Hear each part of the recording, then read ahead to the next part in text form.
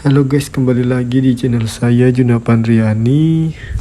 Kali ini saya akan membongkar laptop Toshiba Satellite E45W.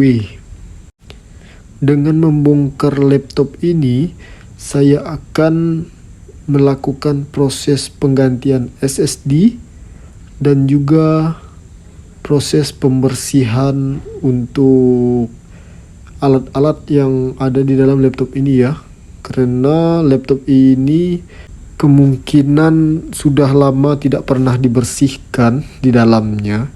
Jadi kita akan coba sekalian bersihkan debu-debu yang menempel di dalam laptop ini. Pertama, kalian bisa buka dulu baut-baut yang ada di casing atau di belakang casing. Pastikan baut yang kalian buka sudah terbuka semuanya. Ini kita cek satu persatu.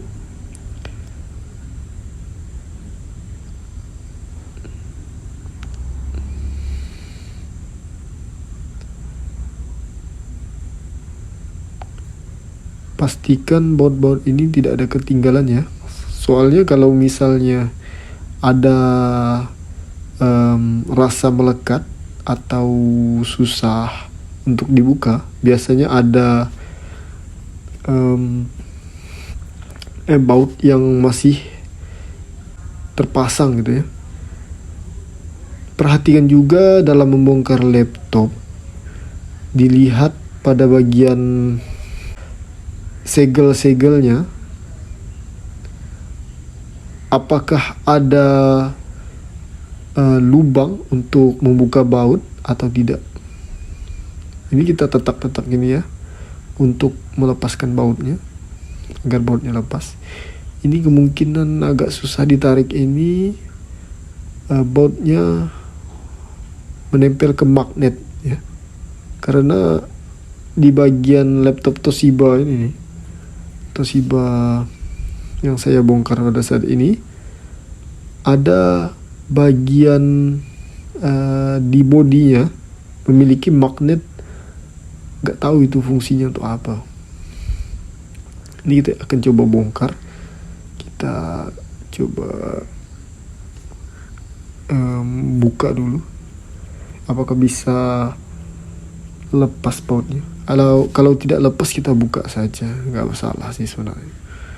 Yang penting sudah dikendurkan bautnya. Ini kita cek dulu di label-labelnya. Ini kita cek lagi di bagian keyboard.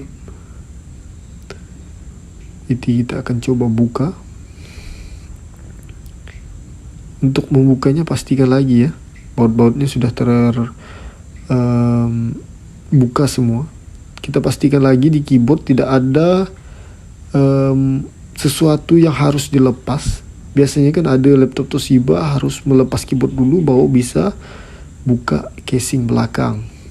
Ini kita akan coba congkel pakai penyongkel khusus untuk itu ya.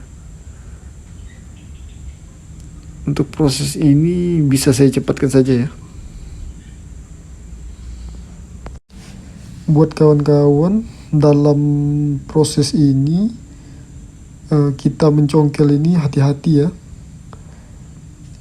untuk selalu berhati-hati dan perlahan-lahan kita buka ini dulu. Dia masih melekat, nampaknya ada cekak di belakangnya. Bautnya pun sudah kita pastikan terbuka semua dulu. Kita perlahan begini karena takut ada fleksibel keyboard atau fleksibel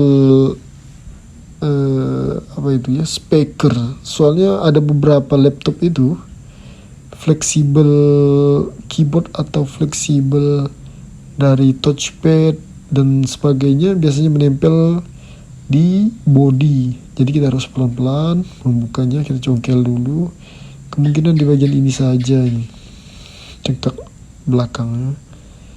Kita buka. Ini sudah mulai mudah ya bukanya. Kita buka perlahan. Oke, ternyata aman sih, nggak ada fleksibel yang menempel ke bodi dari tutup belakang ini. Ini ada pelampakan dari mesinnya. Kita bersihkan dahulu soalnya masih banyak itu. Jangan lupa ngopi ya, soalnya waktu membongkar biar tidak ngantuk, biar waktu kita memasang baut-bautnya tidak ada baut yang lebih gitu ya. Terkadang ketika kita membongkar biasanya ada baut-baut lebih karena kurang ngopi biasanya. Jadi kita bersihkan dulu dari debu-debu yang menempel di mesin-mesinnya ini.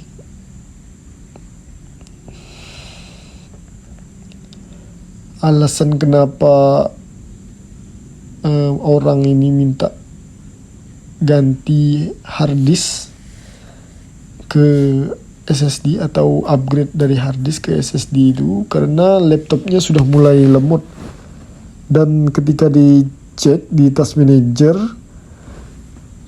penggunaan harddisk itu sampai 100% ya, jadi tidak normal.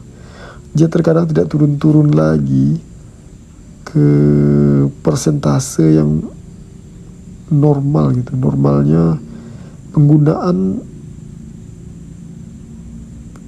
1 sampai berapa persen gitu aja. Tapi kalau misal kita tidak menggunakan atau tidak membuka apa-apa tuh biasanya ndak ada aktivitas dari harddisk itu ya. Maksud saya gak ada aktivitas persentase kenaikan dari task manager waktu kita mengontrolnya. Oke, kita buka dulu, cabut casing ini, kita perhatikan pelan-pelan kenapa dia melekat ini. Soalnya kalau kita tidak pelan-pelan bakal bahaya. Kita lepas dulu fleksibel, kita buka gini pun juga gak bisa, kemungkinan tarik ke atas ini. Oke, berhasil. Dia ada lemnya sedikit, makanya agak susah dibuka. Kita cek dulu.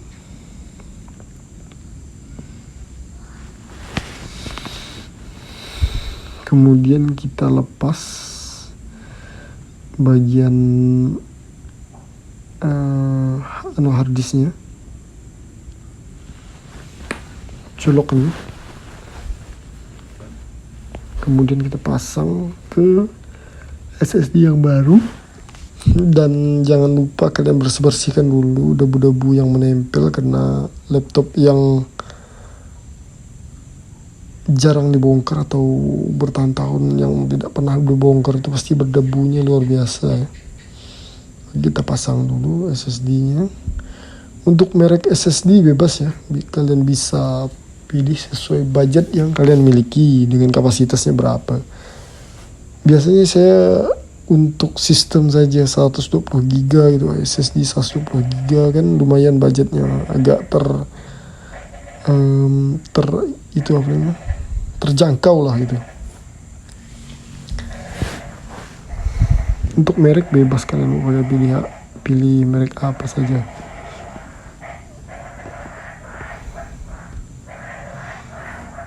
Oke, sudah semua. Baterainya pun sudah agak menggelembung ini. Wajar keluhan dari pelanggan itu, baterainya agak cepat habis. Rupanya baterai sudah mulai menggelembung.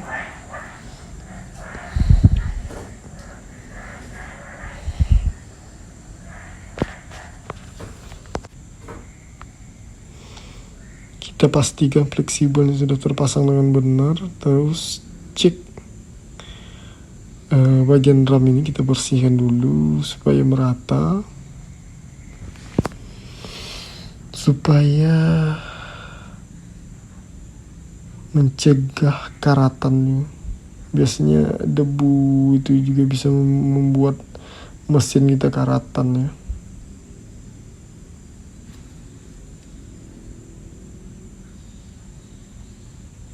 Di bagian ini kita pastikan dulu baut-bautnya dan sebagainya. Dan kita juga bisa menjelaskan sedikit tentang apa yang kita kerjakan kepada konsumen. Ini kita bersihkan dulu. Konsumennya biasa langsung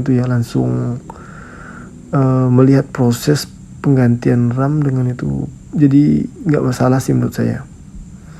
Kalau dia pengen melihat dan mau menunggu, nggak masalah. Ini kita bersihkan dulu casing belakangnya dari debu-debu yang menempel.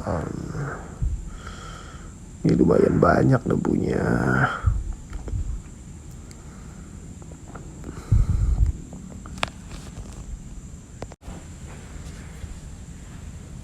Setelah debunya kita bersihkan, tahap selanjutnya kita pasang ya guys. Kita akan masang ya.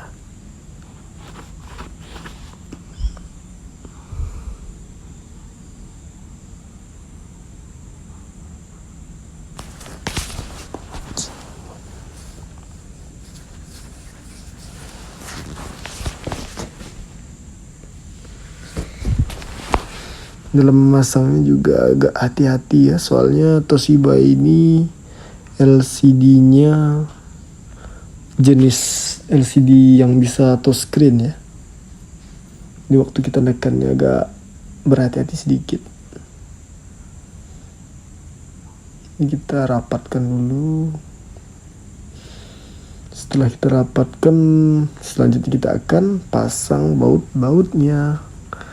Dan proses masang bautnya seperti waktu pembongkarannya juga. Untuk baut-baut laptop Toshiba ini bautnya hampir sama semua ya. Jadi kita nggak susah-susah memikirkan baut panjang pendek. Biasanya kalau misalnya laptop Asus itu bautnya panjang pendeknya beda ya ukurannya. Biasanya saya urutkan dulu supaya nggak kelupaan atau kita nggak salah itu pemasang baut. Kalau salah pemasangan baut ini agak rawan bisa bautnya tembus ke dekat LCD. Tapi untuk laptop Toshiba ini ndak memiliki baut yang berbeda-beda sih, hampir sama semua.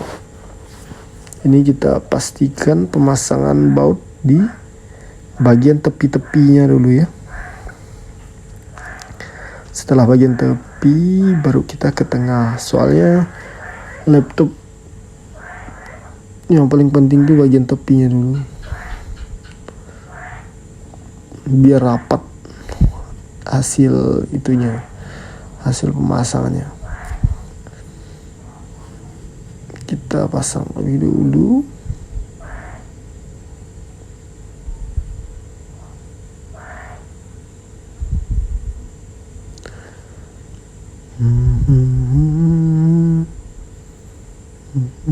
Sudah semua, kita tes ya. Kita akan tes, hidupkan. Kalau sudah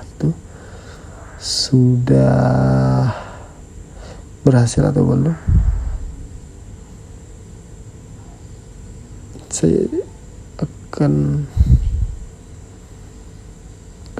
mencoba sekali menginstal ulang ya, karena sistem yang saya pakai itu bukan sistem cloning ya. Sistemnya ganti OS saja. Lebih mudah sehingga install ketimbang kita mengklon OS-nya. Kadang ada aplikasi-aplikasi yang bervirus itu mengikut. Ini saya akan colokkan flashdisk yang sudah saya isi Windows 7 maksud saya itu Windows 10. Karena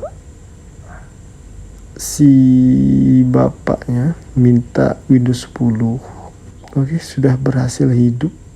Sekian tutorial dari saya, semoga bermanfaat. Jangan lupa like, comment, and subscribe. Terima kasih.